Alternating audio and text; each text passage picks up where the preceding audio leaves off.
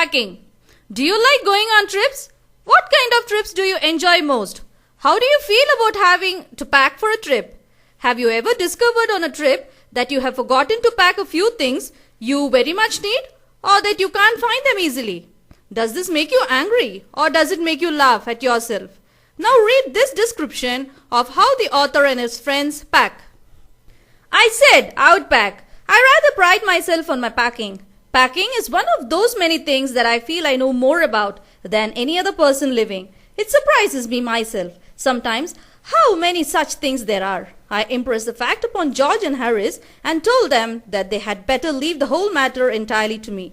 They fell into the suggestion with a readiness that had something uncanny about it. George spread himself over the easy chair and Harris cocked his legs on the table. Here, I refers to Jerome. Jerome, Harris and George were friends who decided to go out for a holiday. Jerome feels that he is very good at packing than any other person. He advises George and Harris to leave the packing to him. When he said it, George and Harris felt it strange. Soon, George spread himself comfortably on an easy chair and Harris cocked his leg on the table. They relaxed, hoping that Jerome would do the packing.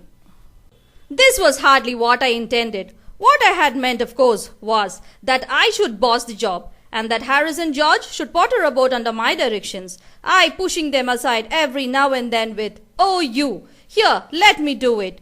There you are, simple enough, really teaching them, as you might say. They are taking it in the way they did irritated me. There is nothing does irritate me more than seeing other people sitting about doing nothing when I'm working. Jerome intended George and Harris to do the job and wished to boss the duty, but every now and then he had to correct them, so he decided to do the packing by himself. He also felt irritated to see others sitting idle when he is busy working. He also hated the people who watched him while packing. I lived with a man once who used to make me mad that way. He would loll on the sofa and watch me doing things by the hour together. He said it did him real good to look on at me messing about. Now, I'm not like that. I can't sit still and see another man slaving and working. I want to get up and superintend and walk around with my hands in my pockets and tell him what to do. It is my energetic nature. I can't help it. In this para, Jerome shares his experience. He lived with a man who always sat on the sofa and watched him doing all the work. He really enjoyed seeing Jerome messing about. Now Jerome wishes to supervise when others work. However, I did not say anything but started the packing. It seemed a longer job than I had thought it was going to be. But I got the bag finished at last and I sat on it and strapped it. "Ain't you going to put the boots in?" said Harris. And I looked round and found I'd forgotten them. That's just like Harris. He couldn't have said a word until I had got the bag shut and strapped, of course. And George laughed. One of those irritating, senseless laughs of his. They do make me so wild. Jerome finished his packing in a short time. Harris told him that he had forgotten to put the boots in. Then he reopened the bag and packed the boots. As he was doing this work, George started to laugh at Jerome, which made him so wild. I opened the bag and packed the boots in, and then, just as I was going to close it, a horrible idea occurred to me. Had I packed my toothbrush? I don't know how it is, but I never do know whether I have packed my toothbrush. My toothbrush is a thing that haunts me when I'm traveling and makes my life a misery. I dream that I haven't packed it and I wake up in a cold perspiration and get out of bed and hunt for it. And in the morning, I pack it before I've used it and have to unpack again to get it. And it is always the last thing I turn out of the bag, and then I repack and forget it and have to rush upstairs for it at the last moment and carry it to the railway station wrapped up in my pocket handkerchief. Jerome opened the bag and packed the boots. When he was trying to close it, he had a doubt if he had packed his toothbrush. His toothbrush was a thing which always haunted him. He usually rushed upstairs to take his brush. He had no time to pack the brush, so he wrapped it in his handkerchief and kept it inside the pocket. Of course, I had to turn every model thing out now, and of course, I could not find it. I rummaged the things up into much the same state that they must have been before the world was created and when chaos reigned. Of course, I found George's and Harry's 18 times over, but I couldn't find my own. I put the things back one by one and held everything up and shook it. Then I found it inside a boot. I repacked once more. The author turned everything out, but he could not find his toothbrush, whereas he found George and Harris' brush 18 times, so he put the things back one by one. Finally, he found his toothbrush inside a boat.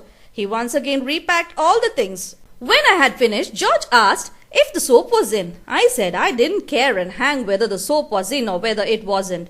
And I slammed the bag shut and strapped it, and I found that I had packed my spectacles in it and had to reopen it. I got shut up finally at 10:05 p.m. and then there remained the hampers to do. Harry said that we should be wanting to start in less than 12 hours time and thought that he and George had better do the rest, and I agreed and sat down and they had a go.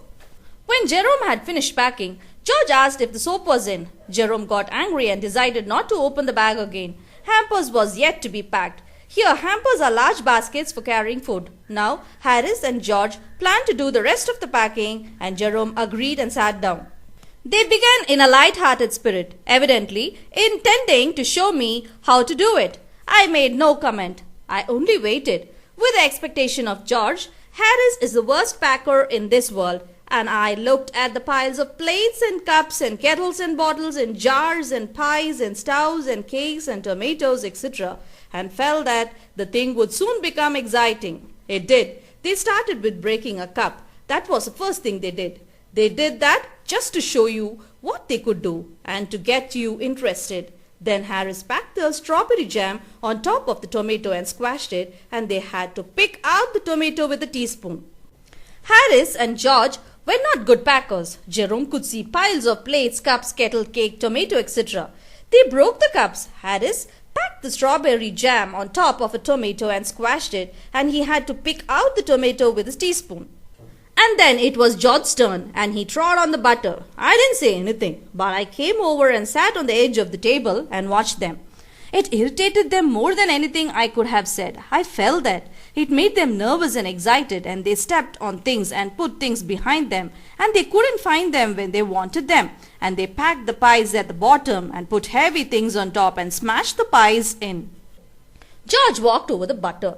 Jerome sat on the edge of the table and watched them. Seeing this, George and Harris got irritated, nervous and excited and stepped on things.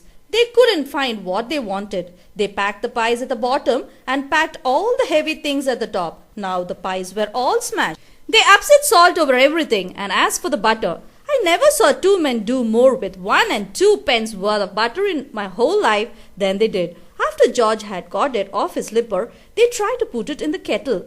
It wouldn't go in, and what was in wouldn't come out.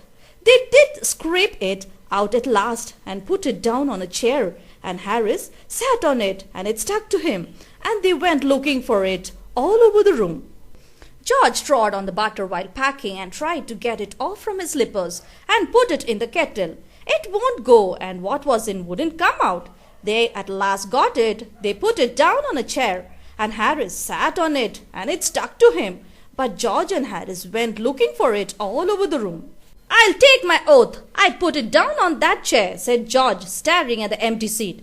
"I saw you do it myself, not a minute ago," said Harris. Then they started round the room again looking for it, and then they met again in the center and stared at one another. "Most extraordinary thing I ever heard of," said George. "So mysterious," said Harris. Then George got round at the back of Harris and saw it. "Why, here it is all the time," he exclaimed indignantly. "Where?" cried Harris, spinning around. "Stand still, can't you?" roared George, flying after him. And they got it off and packed it in the teapot. George went back of Harris and saw it. He said that it was at his back. Harris started spinning to see his bag. George shouted at Harris and asked him to stop in one place. Finally, they took it off and packed it in the teapot. Montmorency was in it all. Of course, Montmorency's ambition in life is to get in the way and be sworn at. If he can squirm in anywhere where he particularly is not wanted and be a perfect nuisance and make people mad and have things thrown at his head, then he feels his day has not been wasted. To get somebody to stumble over him and curse him steadily for an hour is the highest aim and object. And when he has succeeded in accomplishing this, his conceit becomes quite unbearable. The dog Montmorency had an ambition in life. It was to get in the way and be a nuisance. He felt that his day was not wasted if he had made people mad. He had a high aim. It was to get somebody stumble over him and curse him. He came and sat down on things just when they were wanted to be packed, and he labored under the fixed belief that whenever Harris or George reached out their hand for anything, it was his cold damn nose that they wanted. He put his leg into the jam and he worried the teaspoons, and he pretended that the lemons were rats and got into the hamper and killed 3 of them before Harris could land him with a frying pan. So Montmorency came. He sat down on things when these were to be packed. He put his leg into the jam. He pretended the lemons were rat and put those into the hamper. Harris said that I encouraged him. I didn't encourage him. A dog like that doesn't want any encouragement. It's the natural original sin that is born in him that makes him do things like that. The packing was done at 12:50 and Harris sat on the big hamper and said he hoped nothing would be found broken.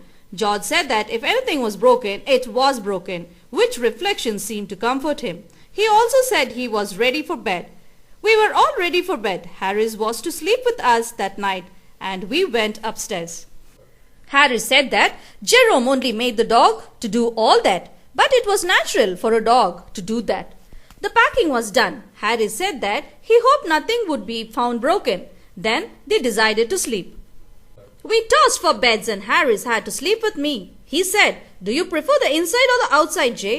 I said, "I generally prefer to sleep inside a bed." Harris said, "It was odd." George said, "What time shall I wake you fellows?"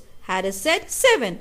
I said, "No, 6, because I wanted to write some letters."